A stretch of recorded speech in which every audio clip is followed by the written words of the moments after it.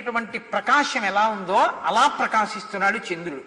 ఇటువంటి ప్రకాశంతో ఉన్నటువంటి స్థితిలో గొప్ప తంత్రుల యొక్క ధనుల్ని, అనేకమైనటువంటి సంగీత వాద్య పరికరముల యొక్క ధనుల్ని హనుమ వింటున్నారు.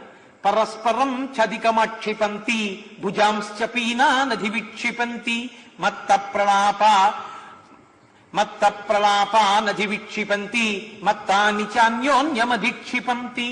అక్కడ ఉన్న రాక్షసులు రాత్రివేళ గుండెలు చూపించి చూడరా నాకెంత వక్షస్థలం ఉందో అంటే నాకెంత వక్షస్థలం ఉందో అని చూపించుకుంటున్నారు. తాగినటువంటి వాళ్ళై మత్త ప్రలాపాలు చేస్తున్నారు. రక్షాంసి వక్షాంసి చ విక్షిపంతి గాత్రాన్ని కాంతాసు చ విక్షిపంతి రూపాన్ని చిత్రాన్ని చ విక్షిపంతి దృఢాన్ని చాపాన్ని చ విక్షిపంతి. సుందరకాండ అన్ని సౌందర్యమే, శ్లోకాలు కూడా అనుప్రాసలు.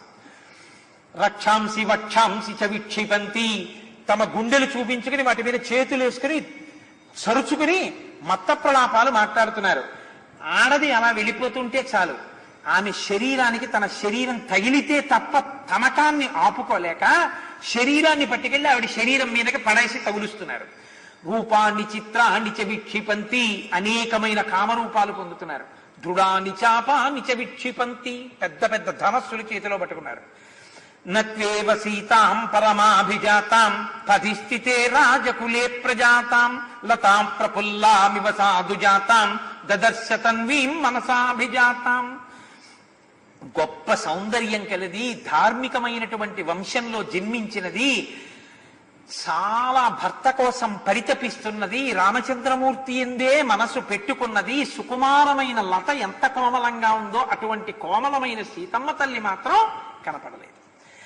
సనాతనే వర్ణ్యతి సన్నివిష్టాం రామేక్షణాం తాం మదనాభివిష్టాం భర్తుర్మనశ్రీ మదను ప్రవిష్టాం స్త్రీభ్యో వరాభ్యశ్చ సదా విశిష్టాం.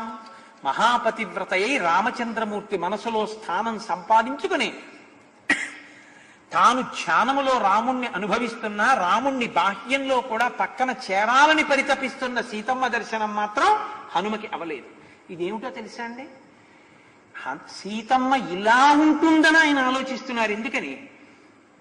వడ్డాణాల చప్పుళ్ళు వినపడుతున్నాయి, అందెల చప్పుళ్ళు వినపడుతున్నాయి, సంగీతం వినపడుతోంది, మంచి మంచి పాటలు వినపడుతున్నాయి, ప్రియుని కౌగిళ్లలో ఉన్నటువంటి ప్రియురాళ్లు కనపడుతున్నారు, ఒంటి మీద వస్త్రం లేకుండా ఉన్న ఆడవాళ్లు కనపడుతున్నారు, స్త్రీ సుఖాన్ని పొందుతున్న ఎందరో పురుషుల్ని చూశారు.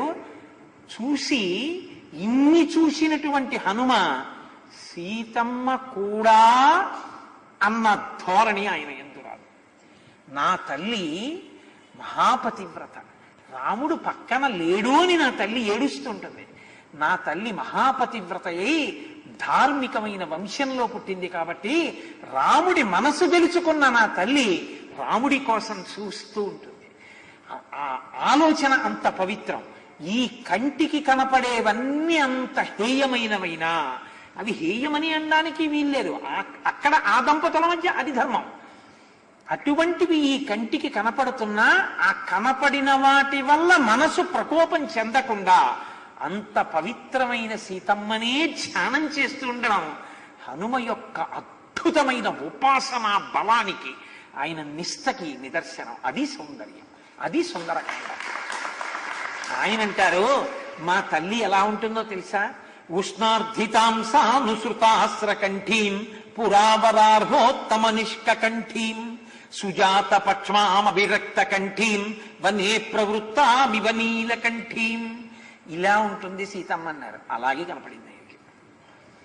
ఆ తల్లి ఎలా కావాలంటే అలాగే కనపడుతుంది.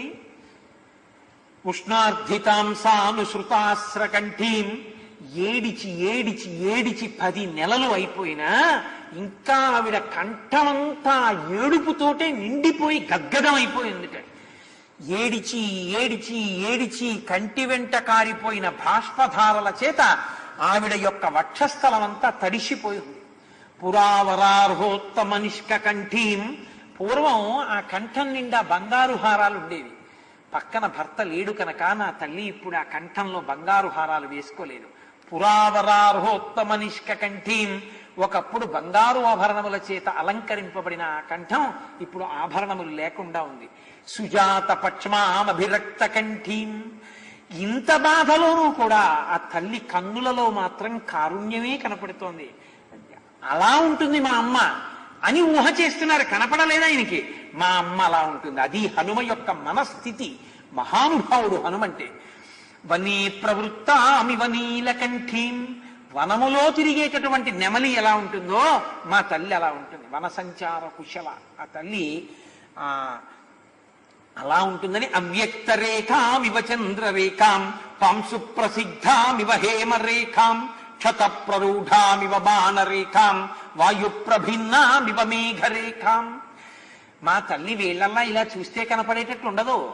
మా తల్లి తపించి తపించి కృషించి కృషించి ఏడ్చి ఏడ్చి రాముడి కోసం బాధపడి ధ్యానించి ధ్యానించి తపించి తపించి ప్రయత్నపూర్వకంగా చూస్తే కనపడనంతగా శుష్కించిపోయి ఉంటుంది నా తల్లి.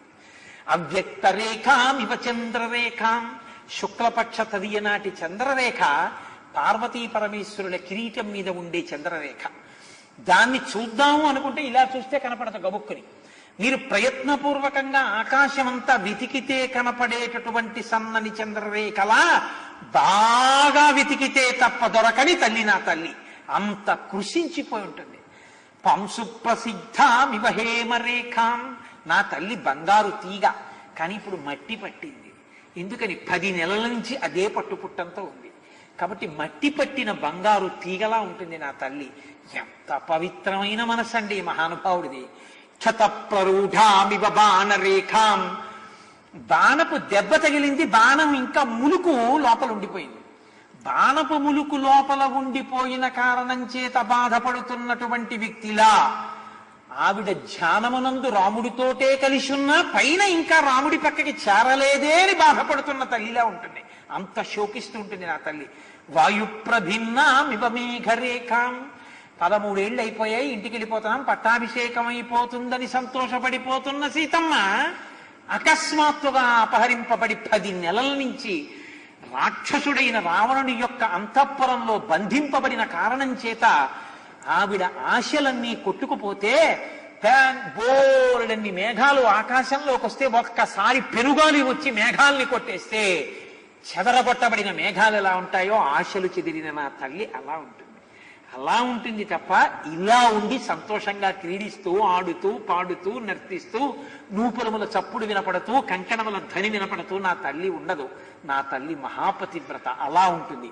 వెతుకుతాను నా తల్లినని ఆ సీతమ్మ వైభవాన్ని గుర్తు తెచ్చుకుని సంతోషించి ఆనందంతో హనుమ వెతకడాన్ని ఇంకా నిర్వహిస్తున్నారు అన్న ఘట్టం దగ్గర ఇవాళది ఆప్ చేస్తాను. ఎందుకంటే ఈ అన్వేషణ ఇలా నడుపుతూ ఇహ రాత్రంతా చెయ్యాలి నేను కూడా హనుమల కనుక ఇక్కడ ఆప్ చేసి మనం ఒక్క 11 మాటలు రామనామం చెప్పుకుందాం.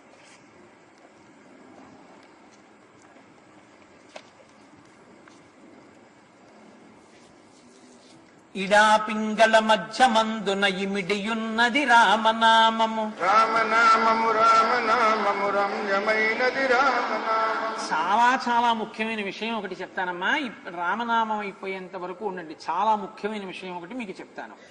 పాహి కృష్ణాయనచు ద్రౌపది పలికినది శ్రీరామనామము. రామనామము రామనామము రమ్యమైనది రామనామము. నీవు నేనన్ను భేదమేమియు లేకయున్నది రామనామము. రామనామము రామనామము రమ్యమైనది రామనామము. బ్రహ్మ సత్యము జగన్మిథ్యా భావమే శ్రీరామనామము. రామనామము రామనామము రమ్యమైనది రామనామము. భగవదర్పిత కర్మ పరులకు పట్టుబడు శ్రీరామనామము. రామనామము రామనామము రమ్యమైనది రామనామము.